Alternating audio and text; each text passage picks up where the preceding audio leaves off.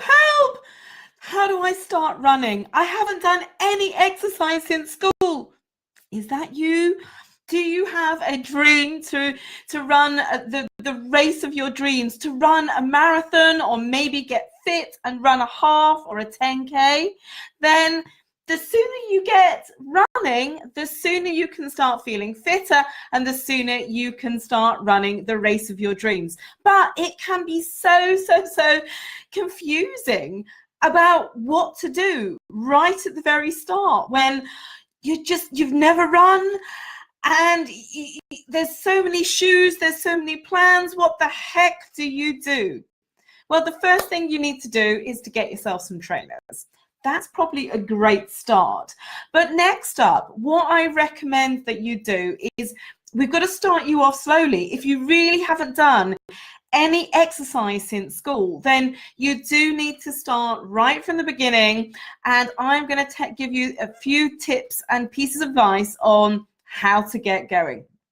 So once you've got yourself some trainers, what you need to do is to download a Couch to 5K app. You'll see them called C25K. That means Couch to 5K. And basically what those plans are going to do, and a lot of them are in apps that you can download on your phone, what they will do is to take you from the couch, i.e. being a complete beginner who hasn't done any running, not particularly fit, a little bit scared about what it all means. They'll take you from being a reasonably complete beginner at running all the way up to being able to run your first 5K. That is just over 3 miles, folks. And they do that over about an 8 to 10 week period, okay?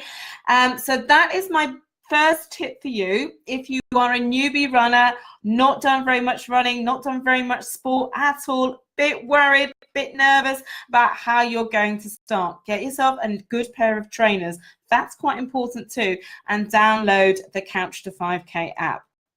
Now, the Couch to 5K app, it takes you from couch to 5K, yes, and it takes about 8 to 10 weeks, and there can be a big temptation with some runners. They get very keen, very excited about running, and actually it does feel a little bit easy to start off. But I do caution you all not to push ahead too quickly when you're just starting out with running. If you're just starting out with a new type of fitness activity. And the reason I say that is because your body has to build up the strength to enable you to run with good form and to run well. And it's not just your big running muscles that you need to be building up. So the muscles in your legs that you think about, your quads, your hamstrings, and your glutes.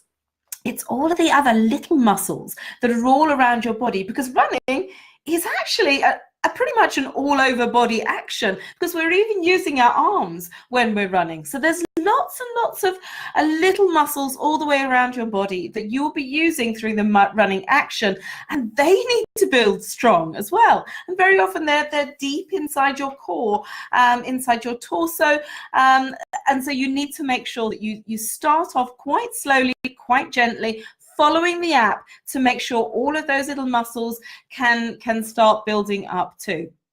So that's my first piece of, the next piece of advice I've got for you. If you are tempted to push on through with your Couch to 5K program really quickly.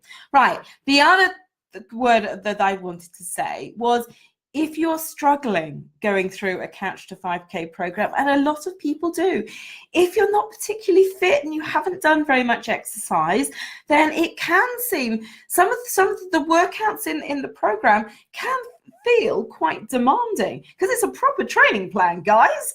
And just getting into the habit of going out running for a couple of times a week, oh my God, that can be a real shock to the system. And I do know that a couple of people who I know who I've helped go through their Couch to 5K program, they get about half, maybe 2/3 in, and it just feels a little bit daunting, and the next couple of runs just feel impossible. Now, if that is you and you're going through Couch to 5K and you're going, oh my God, I'm going to give up, it is impossible, I can't do this, what you just need to do is to take it back a couple of weeks. So if you, let's say you've got to week 6 and week 7 is just looking impossible, and there's no way that you're ready to do week 7, what I would suggest you do is maybe go back a couple of weeks. So go back to week 4 or week 5 and then just repeat a couple of weeks. And I bet by the time you come to the impossible week, you'll be feeling so much more confident. And what you will have then done is just built your body up that little bit more. So by the time you get to the impossible week, you're ready for it, okay? And don't feel that you're a complete failure. Don't think that you're going to give up running.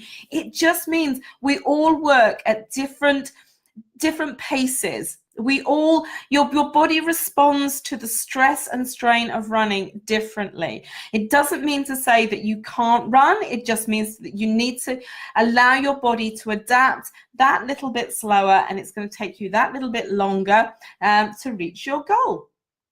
So that is my top piece of advice. If you are planning to be running, getting yourself into running, and maybe you have a marathon in your sights, and that is your dream, your ultimate dream.